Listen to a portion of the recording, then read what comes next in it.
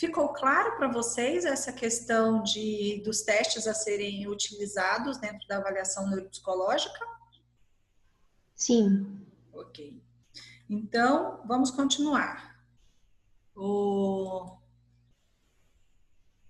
A Heloísa não pode, tadinha. Laura, Laura, eu acho que ela tá sem som.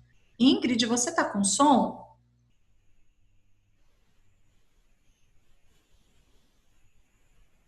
Não? Ingrid não tá com som. A Camila já leu, né? Heloísa tá doente. Gabi, lê aí, por favor. A Laura, eu sei que tá sem som. Sim. Essa aqui na avaliação neuropsicológica. A avaliação neuropsicológica tem como objetivo. A avaliação neuropsicológica tem como objetivo a. Estabelecer relações entre o desempenho do indivíduo e prognóstico do transtorno apresentado. B. Identificar déficits em determinadas funções cerebrais por meio da descrição do Desempenho. desempenho. C. Descrever o desempenho do indivíduo nos diferentes instrumentos avaliativos.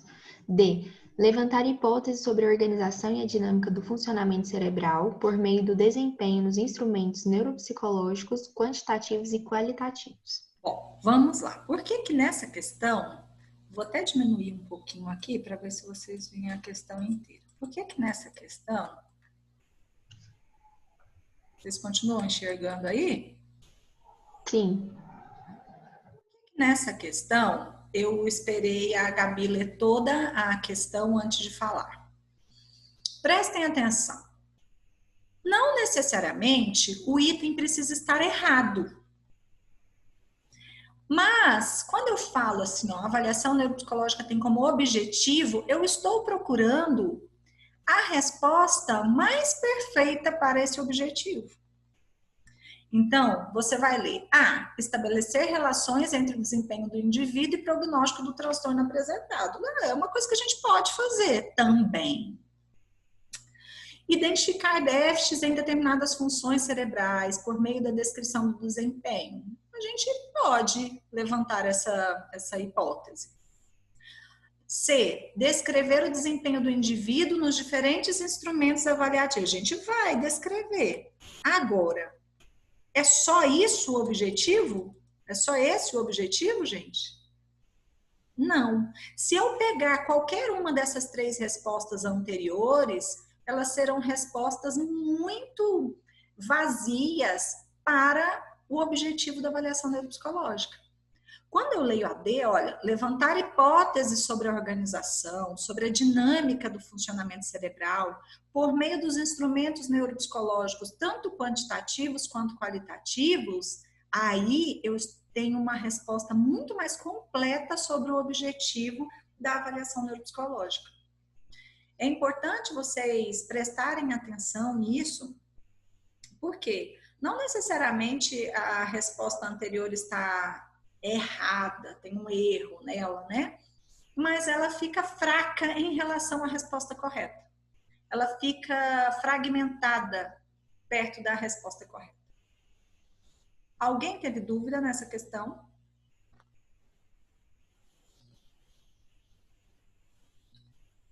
Não? Nossa, mas vocês são muito bonzinhos. Tem dúvida, não? Pedro, lê essa aí. Só se a Luciana ler a próxima, professor, que ela não leu ainda. Eu estou deixando um exercício gigante para a Luciana. Ah, muito bem, eu sabia que tinha alguma coisa por trás. Mas vamos lá. São atividades relacionadas à função executiva, exceto... Aí vamos lá, peraí, Pedro. Eu disse para vocês assim, olha, muitas vezes a gente vai dar uma questão e você vai ter que ampliar aí a teoria dentro da aplicação daquele conteúdo. Nem sempre vai estar assim, ipsilíteres o que está lá no texto ou o que está lá no slide. Essa é uma questão, gente, que está assim, ó, estava copiada do texto, copiada do slide E aí tem uma palavra só que não aparecia no texto nem no slide. Então, para quem leu o documento, sabia que tinha uma palavra que não tinha aparecido aqui. Então, mesmo se você não conseguisse aplicar o conhecimento, você descobria que tinha um estranho no ninho. Então, lê aí pra gente, Pedro. Antecipação, planejamento, monitoração ou conceituação. Conceituação. Em momento algum, nós falamos que a conceituação estava relacionada à função executiva. Conceituar está relacionada à linguagem, né? Conceituação está relacionada com a linguagem. Agora, antecipar, fazer planejamento. Antecipação tem a ver com fazer planejamento. Monitorar, né, os nossos comportamentos, os nossos horários, fazer essa estruturação de como vai ser o meu dia, ou do que eu preciso fazer hoje para que daqui 5 anos eu consiga. 5 não, né, gente? Vocês não precisam de 5 anos mais, precisa de quanto tempo? 2 anos e meio? 2 anos e meio, eu acho, né? O que eu tenho que fazer 2 hoje? anos. Eu estou em contagem regressiva por vocês, né? Então, o que eu preciso fazer hoje? Nossa, menos de 2 anos, gente. O que eu preciso fazer hoje para que daqui 2 anos eu tenha o meu CRP em mãos? Isso tem a ver com função executiva, né? Agora, para que eu possa conceituar o que é CRP, não tem nada a ver com função executiva, tem a ver com linguagem.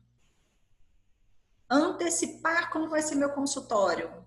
Planejar como eu vou tirar esse CRP, em que estado eu vou tirar esse CRP. Monitorar as minhas notas para que eu consiga, daqui 2 anos, ter o meu CRP. Tá fazendo sentido isso para vocês, gente?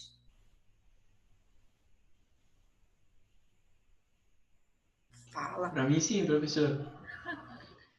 Certo.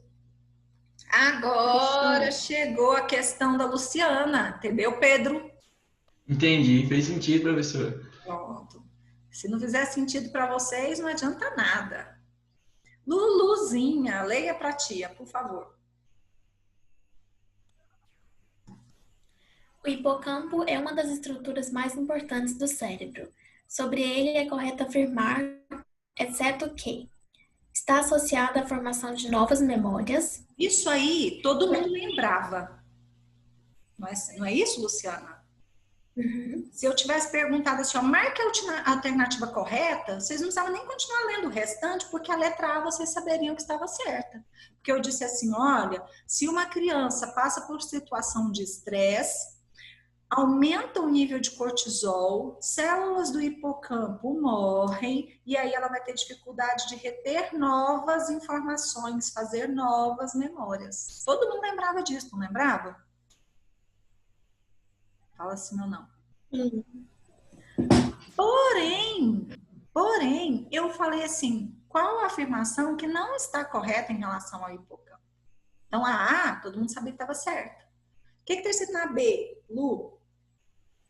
Relaciona-se aos estados emocionais. E aí vocês aprenderam comigo que uma criança em situação de luto, uma criança em situação de tristeza, uma criança em situação de vulnerabilidade social, de violência, ela vai ter aumento de cortisol, ela vai ter morte das células do hipocampo e ela vai ter dificuldade de reter novas informações. Então, relaciona-se a estados emocionais? Sim. A função dela relaciona-se a estados emocionais. Altera o estado emocional, altera a atuação do hipocampo. C, Luciana. Participa da regulação de atividades viscerais. Eu falei para vocês que o cérebro, que o intestino era o nosso segundo cérebro. Por quê? Porque ele é lá que a gente começa a processar as emoções. Então, era a questão não de saber como nadar, ou de aprender como nadar, mas de saber para que caminho ir dentro dessa água. Então, faz sentido. Mas e aí chega na letra D.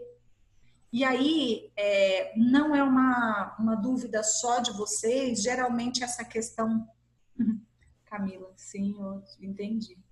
Ah, tá certo, tem problema não, tá, Ingrid? Vamos lá. Muita gente, quando tem essa questão, fica em dúvida. Por quê? Porque está escrito assim, ó, está associado à manifestação de estados depressivos. E aí, fala assim, professora, mas se está relacionado com emoção, está relacionado com alta de cortisol, então está relacionado à depressão. Mas a frase é, o hipocampo está associado à manifestação de estados depressivos. Não, é o contrário. Estados depressivos é que influenciam no trabalho do hipocampo. Então, mesmo se você não estivesse certa em relação à atividade visceral, na letra D, o erro era gritante. Não é o hipocampo que vai fazer manifestação dos estados depressivos. São os estados depressivos que influenciam no trabalho do hipocampo. Porque você aprendeu o quê? Aumentou o cortisol, diminui a ação do hipocampo. E não é o hipocampo que vai alterar a ação do cortisol. É o contrário.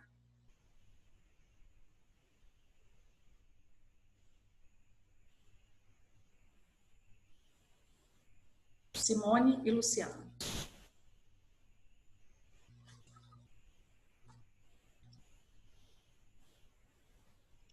Então, relendo essa questão, eu percebi que eu esqueci de ler a parte do exceto que. Ah, sim. Então, eu não tenho problema algum em falar para você que utilizar uma questão com exceto que não é muito bacana, viu, Simone? Não é muito bacana. Se tem alguma coisa nessa questão aí que me deixa na dúvida entre usar e não, é o exceto, tá? Agora, como eu gosto que a questão traga muitas informações para o aluno que está lendo a questão, eu acabo utilizando ela apesar do exceto, tá? Então, eu concordo com você que o exceto poderia atrapalhar, sim, em responder a questão. Então, você respondeu letra A, Simone? Oi. Aí, é o que eu falei, então, logo no início, né? Se você estivesse procurando a função do hipocampo, eu tenho certeza que vocês nem continuariam lendo a questão. Mas era o que não está associado ao hipocampo, porque eu tinha um objetivo, Simone, que era ampliar a concepção de vocês do trabalho do hipocampo. Mas o exceto realmente é ruim, tá? Luciana, o que você tinha respondido? Por que você errou a questão? Foi a Gabi, professora. Essa questão eu acho que não tinha caído para mim. Ah, tá. Foi a Gabi? Fui eu. Eu tinha ficado na dúvida, eu tinha até marcado participa da regulação de atividades viscerais, porque eu não lembrava realmente daquilo que você falou, como o estômago, um segundo cérebro, assim. Uhum. Então, eu fiquei bastante na dúvida nisso. Sim. Aí, Gabi, foi o que eu falei. Mesmo se você não lembrasse dessa informação, a D está errada, porque você sabe que o aumento de cortisol é que influencia no trabalho do hipocampo. Não é o contrário. Não é o trabalho do hipocampo que vai influenciar no aumento de cortisol. Certo? Certo, sim. Ainda fica um pouco confuso na minha cabeça, mas, tipo assim, acho que é coisa minha mesmo. Por exemplo, que quando eu penso em cortisol, eu penso em estresse. Aí eu não penso assim muito assim em estado depressivo. Parece que eu penso em outra coisa. Isso, mas isso mesmo. Certo, vamos lá. Alta de cortisol, alta de estresse, diminui o trabalho do hipocampo, certo? Agora, ele está falando assim, ó, está associado à manifestação de estados depressivos. O trabalho do hipocampo não está relacionado à manifestação de estados depressivos. Está relacionado com redução de construção de novas memórias. Tá? Lê aí pra gente, então, Gabi, essa próxima, porque deixa eu ver aqui quem. A Ingrid não pode falar, a Laura tá sem som também, né, Laura? A Heloísa não está bem, então vamos lá. Lê, por favor, aí. Uma etapa fundamental na avaliação neuropsicológica é a seleção dos testes neuropsicológicos. Sobre esse processo, é correto afirmar que... O galo cantou. É meu galinho. Ai, ai, a gente tinha que manter a seriedade nesse momento. O galo cantou. Desculpa, continua lendo. Letra A. Deve-se sempre utilizar baterias fixas. B. Deve contar com um teste único para cada função. C. Deve buscar um teste puro para investigação de cada função.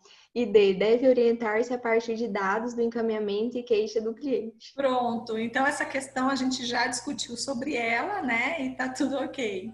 O Gabi, aqui em casa também, de vez em quando eu tô atendendo e galo canta, você acredita? Não, mas o problema é porque eu tenho mesmo, sabe? Eu crio galinha e por isso. Não, mas aqui também, aqui no condomínio tem muita galinha, muito galo, né? Aquela galinha da Angola. Então, às vezes eu tô atendendo e os bichos passam pela janela. É normal. Vamos lá. Então, Simone, você pode ler a questão do Antônio Damasio, por favor? Sim. Um dos debates importantes sobre o papel do cérebro no comportamento é levantado por Antônio Damasio ao apresentar o paciente Pinhas, acometido por lesões pré-frontais. Tomando tal caso como referência, é correto afirmar que a. As alterações comportamentais de tais pacientes são decorrências sociais do acidente sofrido. B. As alterações comportamentais são somente situações residuais de um quadro infeccioso, sem influência em um processo específico. C. As alterações comportamentais são decorrências de processos infecciosos que atingem substratos inferiores da estrutura cerebral. D. As alterações comportamentais estão associadas à importância da emoção em um processo de tomada de decisão. Pronto. Quando ele fala que a lesão é no pré-frontal, a primeira coisa que a gente tem que lembrar é do processo de tomada de decisão. Inclusive, eu falei para vocês que na adolescência é que essa região realmente vai sofrer maturação, né? A tomada de decisão, ela é um comportamento extremamente importante e está relacionado, sim, à emoção. Por quê? Porque está relacionada à sua experiência de vida, está relacionada com o que aquilo vai despertar em você, se você escolher sim ou se você escolher não.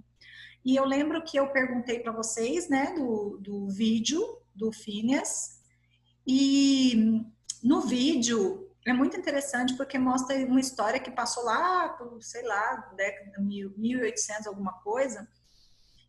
E o Antônio Damasio, o pesquisador, né, português, que hoje não, há muito tempo, trabalha nos Estados Unidos, e ele falou assim, peraí, agora que a gente tem tecnologia avançada, a gente pode voltar lá naquele caso que está no museu, né, e entender o que é que aconteceu. E quando ele vai lá e faz os estudos e utiliza de neuroimagem, ele consegue explicar por que o comportamento do Phineas mudou tanto.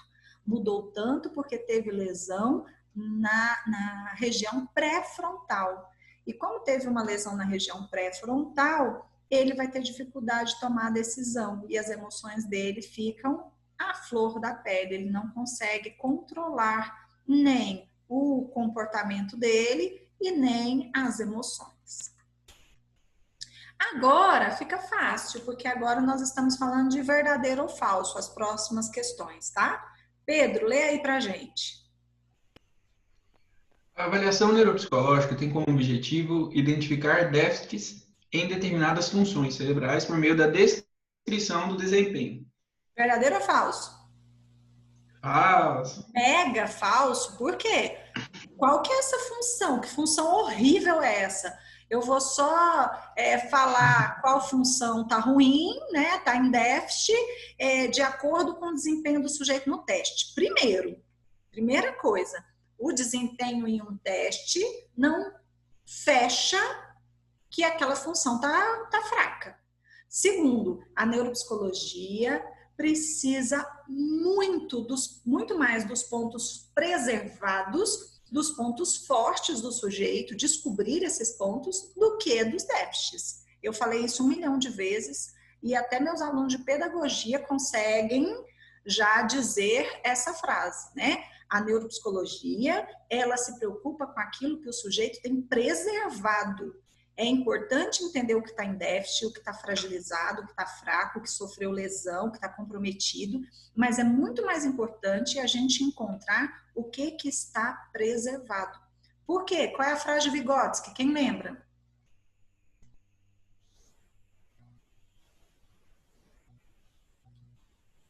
Eu não lembro a frase exatamente, mas por exemplo, eu não vou trabalhar somente com a dificuldade do cliente, né? Eu vou olhar também o que ele tem, o potencial dele, e vou trabalhar com aquilo também.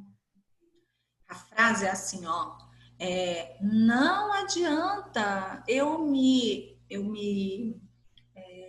amparar naquilo que o cliente não tem.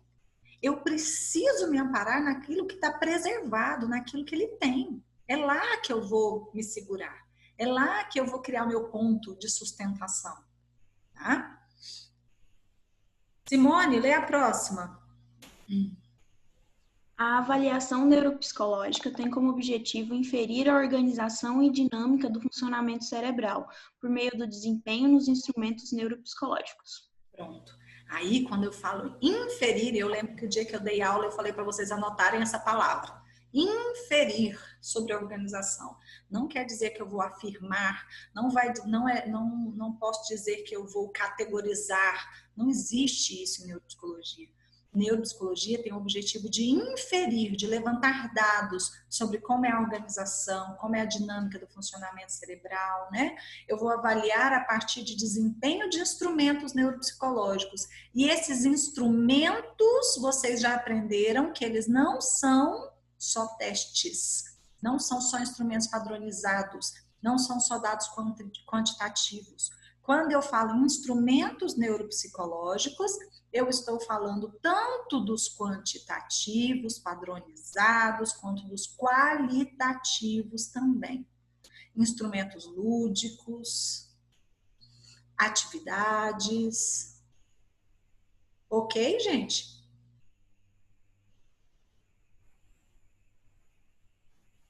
Sim ou não? Sim, professora. Então fala, Simone, o próximo. Os sintomas neuropsicológicos sempre trazem contextualizações e padrões de inferência, gerando possíveis comorbidades que implicam na elaboração e contextualização de novos diagnósticos e ou novas síndromes neuropsicológicas. O que matou a frase? Não sei, eu confesso que todas as questões que começam desse jeito me deixaram confusa. Sempre trazem. Sempre trazem, gente. Padrões. Uhum. Olha só, os sintomas neuropsicológicos sempre trazem contextualização e padrões de inferência. Padrão de inferência? Como assim? Se o tempo todo eu falei para vocês sobre individualidade, Simone. O tempo todo eu falei para você que cada lesão ela vai ter uma característica única dentro daquele sujeito.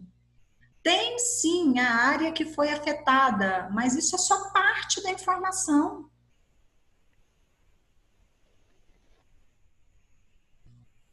Ok?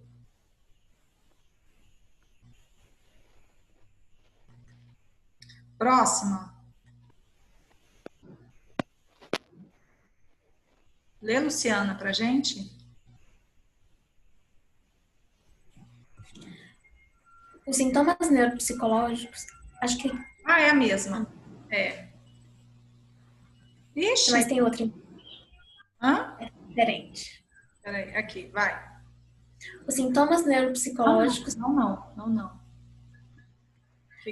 Uma avaliação neuropsicológica completa compreende não só a aplicação dos testes, mas também a interpretação cuidadosa dos resultados. Pois, além dos dados quantitativos, deve-se identificar também como o paciente desenvolve a tarefa, avaliando dificuldades e potencialidades. Pronto, olha só, aí tem uma coisa importante que eu queria que vocês relembrassem, né? Não é só o resultado que ele atinge com a tarefa, mas é como ele executa a tarefa. Isso é muito importante dentro da neuropsicologia, porque a gente vê não só o quanto aquilo está preservado, mas quais são as estratégias que ele está usando. A neuropsicologia, ela tem um olhar para o indivíduo, dentro do biológico, sim, a partir de uma lesão, de um acidente, de uma doença, né? Mas também a gente tem esse olhar sobre, dentro da realidade daquele sujeito, quais são os impactos que aquela lesão vai trazer. Então, é social. Então, é biológico, é social. É psíquico? Sim, é psíquico. Por quê? Porque pode trazer alterações de humor. Por exemplo, vou dar um exemplo para vocês da questão do sono, né? Distúrbios de sono podem trazer alterações de humor. E aí a família acha que está acontecendo ali um início de uma demência, quando na verdade, ou então uma depressão, um quadro de depressão maior, quando na verdade tem um aspecto biológico fortíssimo, que é do sono não reparador, provocado por ronco, por exemplo. Para quem não sabe, né, distúrbios de sono, o ronco é um distúrbio de sono, que pode levar o sujeito para dentro do consultório do neuropsicólogo para uma avaliação diferencial entre demência, entre um quadro de depressão maior. E aí é muito fácil a gente falar que alguém está com depressão, né? Porque está na moda falar que a pessoa está com depressão. Mas você tem que compreender esse sujeito dentro do seu contexto, dentro da sua realidade, dentro da sua individualidade, para você fazer algum tipo de inferência. Porque senão você fica no raso, no superficial, nos 10% ali do iceberg. Ok ou não ok? Vou colocar vocês de novo aqui para mim. Ok. Ô, Pedro, foi muito ruim? Acabou já, professora? Acabou? Nossa, Ah, foi não, professora. Não foi muito ruim não, professora. foi não. Foi não. Foi bom, professora. Foi interativo. Quando a gente, é o que eu falei para vocês, né? O objetivo é muito maior de fazer uma revisão do que de encontrar o que está certo e o que está errado. Por quê? Porque quando a gente faz a revisão, acontece o que Simone e eu acho que Gabi falaram, né? Elas falaram assim, já sei o que aconteceu aqui. Então, não é nem uma questão de conteúdo, é uma questão de oportunidade para você perceber detalhes que você não tinha percebido antes. Tá? No mais, tudo bem. A Ingrid, a Laura e a Heloísa, que não conseguem falar, né? Tem alguma dúvida? Quer colocar no chat? Tá tudo ok? Assustadíssima, né? Com um grupo de 8 pessoas só participando, mas aí eu tenho que lembrar que vocês são só 22, né? Professora, deixa eu ver, vamos chat primeiro. Elas falaram que tá tudo ok. Parece ter uma pergunta da Laura aí antes. É porque eu quero fazer uma pergunta que não tem muito a ver com a correção, mas é sobre neuropsicologia. Peraí, só um pouquinho, tá? Deixa eu ver então o que é. Realmente. Nube, a outra questão que eu queria perguntar é sobre o questionário 6 do AVA, que está sem nenhuma questão anexada. O 6? Sério? Vou olhar lá. Para mim estava tudo ok. Ainda bem que vocês estão me dando feedback, porque para mim aparece lá o questionário. Às vezes eu cometi algum erro de não liberar o questionário. Obrigada, tá, Laura? Vocês têm que me dar esse feedback, gente, porque aparece lá o questionário para mim e às vezes eu acho que eu liberei e o questionário não está liberado. Então eu vou liberar o questionário da semana 6 e vou liberar lá o espaço, Simone, para vocês colocarem o mapa conceitual. Vou fazer isso no final de semana, tá bom? Certo? Porque aí a gente encerra todas as atividades de fechar nota da primeira VA. Camila, você entendeu isso aí da atividade? Ninguém mais tinha falado não sobre isso? Deve ser isso mesmo, porque ele aparece, mas acho que não está liberado. Isso, Laura? Eu estava até conversando com a Ana de te passar isso. Tá sem lá. Ô, Laura, é porque eu coloco o questionário, mas como às vezes eu coloco com antecedência, eu preciso entrar lá e preciso clicar no negócio para ele liberar para vocês verem, entendeu? Para vocês acessarem. Vou fazer isso. E a análise do filme. Então, eu estava querendo conversar com vocês, se vocês assistiram o filme, né? Se conseguiram relacionar com neuropsicologia. Então, acho que vai ser interessante eu abrir um fórum de discussão. Como um número pequeno de alunos participam da aula presencial e eu gostaria que todo mundo desse a sua contribuição, eu vou abrir um fórum lá, tá? E aí todo mundo começa a dialogar sobre o filme nessa perspectiva da avaliação neuropsicológica, da individualidade, da contextualização, da história de vida do sujeito. Ok? Mais alguma coisa? Deixa eu ver aqui. Professora, eu queria fazer uma pergunta que, de certa forma, a senhora já vem trazendo essa resposta ao longo de todas as aulas. Só que eu queria ouvir uma percepção da profissional Núbia, que é o seguinte, tem esse desenvolvimento bem recente das neurociências, né? E como isso teve influência na psicologia, com a neuropsicologia e tudo mais. Só que eu queria fazer uma pergunta mais específica para a psicoterapia, sabe? Que é o seguinte, quando o psicólogo está disposto, ele pode ali, claro, utilizar o conhecimento, né, da neuropsicologia. Eu não estou falando do neuropsicólogo, estou falando do psicoterapeuta que não é neuropsicólogo, certo? Tá bom. Só que eu não vejo isso, pelo menos como estudante, nas coisas que eu leio, nas coisas que a gente acompanha, que a gente não vê esse aproveitamento desse material que é oferecido. Eu acho que isso é uma oferta maravilhosa. Como que a senhora percebe isso? Se ocorre mesmo uma impressão errada? E outra pergunta. A senhora acredita que em algum momento esses achados da neuropsicologia, vou dizer neuropsicologia, vai influenciar de alguma forma direta a forma de se fazer psicoterapia, talvez confirmando ou desconfirmando algumas coisas de algumas teorias, de algumas abordagens. Isso dói pensar isso, né? Porque às vezes a gente tem o coraçãozinho fechado ali com uma e etc e tal. Eu queria ver o que a senhora pensa disso tudo, se possível, né? E obrigado desde já. Sim! Vamos lá.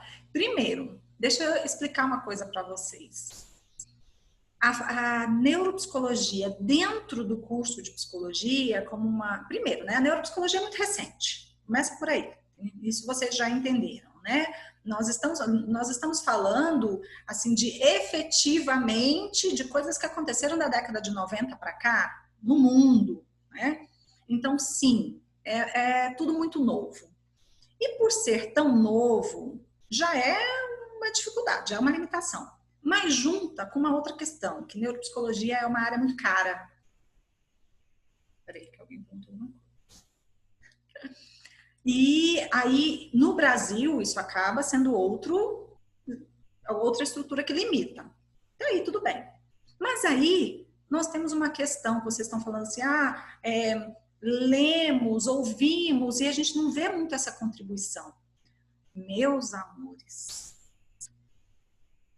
faculdades que oferecem neuropsicologia dentro da formação do aluno é muito novo. Estou falando de 5 anos para cá.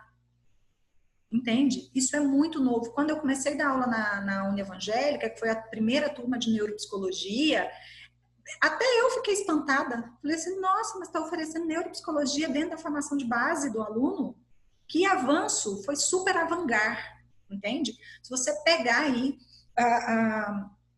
os planejamentos dos cursos, as grades, né, dos cursos de psicologia no país, você vai ver que ainda existem muitos cursos que não estão oferecendo. E os que oferecem são dos últimos 5 anos para cá. Certo? Eu não conhecia a neuropsicologia na graduação, eu conheci a neuropsicologia por professores que eram neurocientistas, que eram neuropsicólogos, mas eles não ofereciam disciplinas dentro da graduação, não. Se o aluno que está graduando, que é esse que vai ser psicoterapeuta, não tem acesso a essas informações, ele não tem como escrever sobre isso, ele não tem como utilizar esse conhecimento, ele não tem formação nessa área. Tá fazendo sentido isso, Pedro, para você? Então, a gente precisa entender que nós estamos vivenciando um momento de transformação dentro da psicologia. Começa aí a pergunta. Então, por exemplo, eu já falei isso para vocês e eu não conto isso como graça, não. Eu conto isso para vocês terem ideia do quanto é recente. Eu estudei com Leandro Malloy, eu estudei com Vitor Haase, eles me deram aula, me davam aula de base, eles não me davam aula de neuropsicologia, não me davam aula de neurociência, me davam aula de psicologia do desenvolvimento, me davam aula sobre história da psicologia. Eles me deram aula sobre psicologia geral.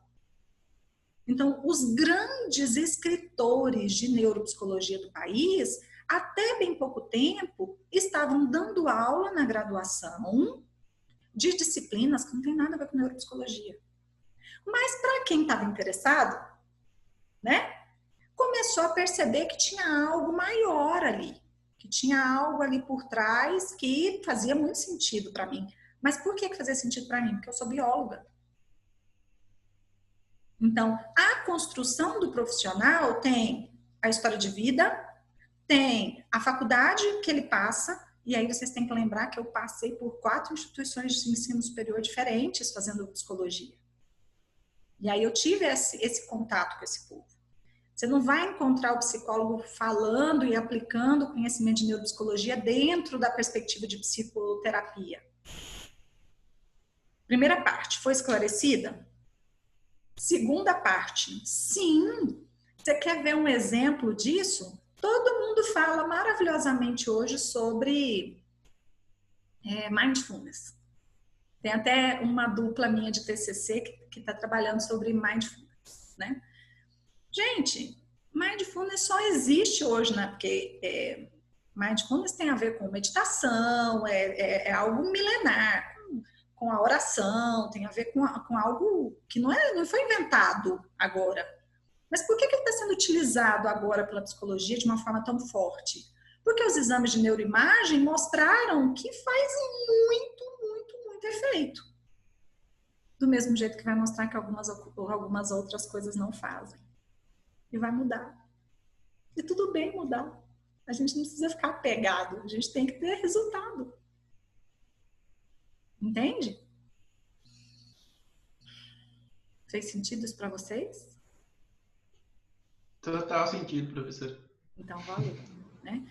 A gente vai perceber que a psicologia faz parte da ciência. E como toda ciência, ela está em constante transformação. De acordo com os avanços tecnológicos, nós temos mais informações sobre esse nosso objeto de estudo, que é o cérebro, o comportamento, as relações sociais. O que é inegável? Esse ser biopsicossocial espiritual. Ele não é um fragmento de sujeito. Ele é a interação entre todas essas partes, né? Por exemplo, eu gosto muito de estudar a questão da sexualidade. Aí alguém pode falar assim, mas sexualidade é corpo, né? Aí o outro fala assim,